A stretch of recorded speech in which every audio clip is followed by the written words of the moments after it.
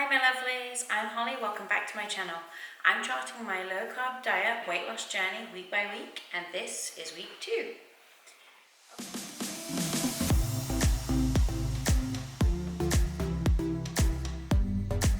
Okay, let's jump right in. So this week I meal planned like a boss and had all of our lunches and dinners absolutely sorted.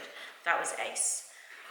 For breakfast, I did actually change it up a little bit, and instead of having to cook breakfast with the bacon, egg, or sausage and egg, I actually was drinking protein shakes. I did that for a couple of reasons, because numero uno, it's way faster in the morning. I have 2 kids, a toddler and a 6-month-old, and I just really don't always have the time to be cooking myself something when I'm trying to run around after them and get them up and dressed and fed and all that jazz. Number 2, I just couldn't be bothered cooking. Number 3 is I feel like it's actually a little bit healthier than the bacon and egg or sausage and egg.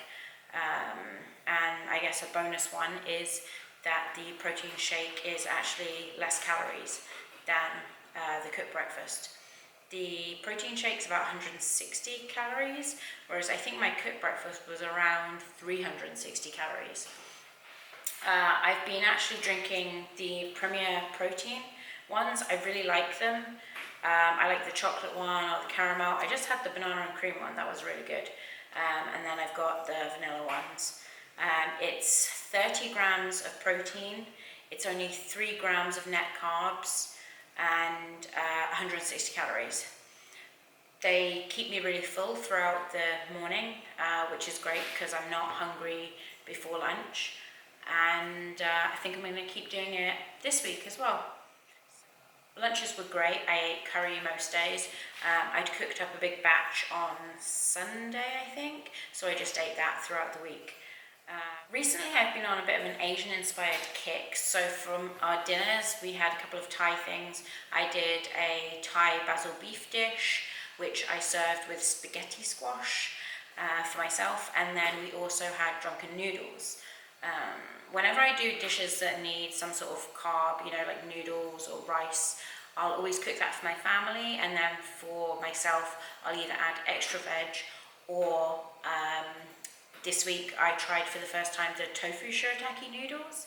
It was my first time trying the tofu shirataki noodles. They're a little bit rubbery, kind of. I know it's a slightly strange texture, but I quite enjoyed them. I don't want to say that they're slimy, because that sounds rank, but they are kind of slippery, for want of a better word. And one thing I found when I was cooking with it was in the recipe that I was making, it called for like 500 mils of chicken stock or something. When I added that amount, unfortunately, the tofu noodles do not absorb anything extra. So my dish was a little bit soupy. Whereas, when you're using like the rice noodles, the rice noodle will actually soak up that. But that's not a problem, because next time I'll know that, and I'll just add less liquid. What I do like about the tofu shirataki noodles is that they don't all stick together. You know how like rice noodles can kind of clump together, especially if you eat them the next day? These ones don't. So it's really easy to kind of pull apart the portion the next day. They don't really have the same taste. They don't really have much of a taste, I didn't think. That's fine, it's just something to kind of pad out the meal with. So these noodles are pretty cool. There's only 3 grams of carbs in them, 2 of those are fiber, so therefore it's only 1 gram of net carbs for the whole thing, which is awesome. Kind of makes you feel like you're eating normal food. I also cooked a couple of Japanese dishes, and for those ones I used the Japanese shirataki noodles. I think they possibly might be the original shirataki noodles. So I'm going to show you those ones. They look a little bit less appetizing than the tofu noodles that I found.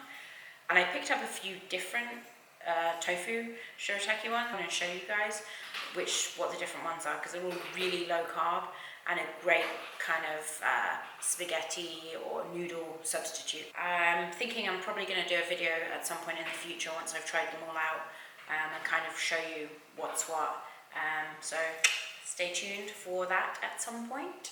So all in all, my week went pretty well until we got to Friday. Oh, Friday, why do you do it to me? I decided to reward myself for all my hard work in the week by just having a glass of red wine. That glass became almost a whole bottle, and then obviously once I was drinking I was feeling a bit peckish.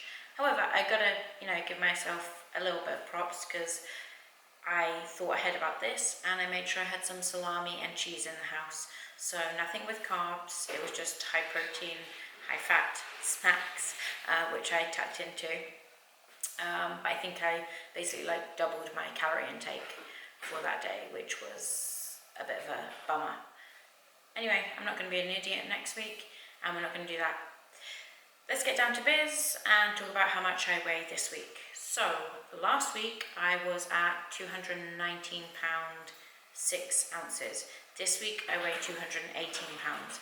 That is a loss of 1 pound 6 ounces, which is almost a pound and a half.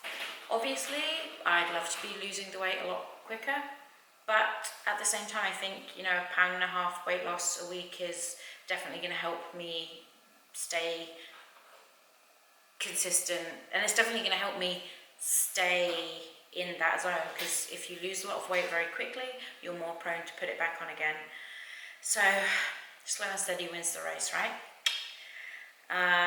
Okay, so once again, thank you so much for watching. If you want to keep up with my progress, please subscribe and give me a big thumbs up. See you guys next week. Bye.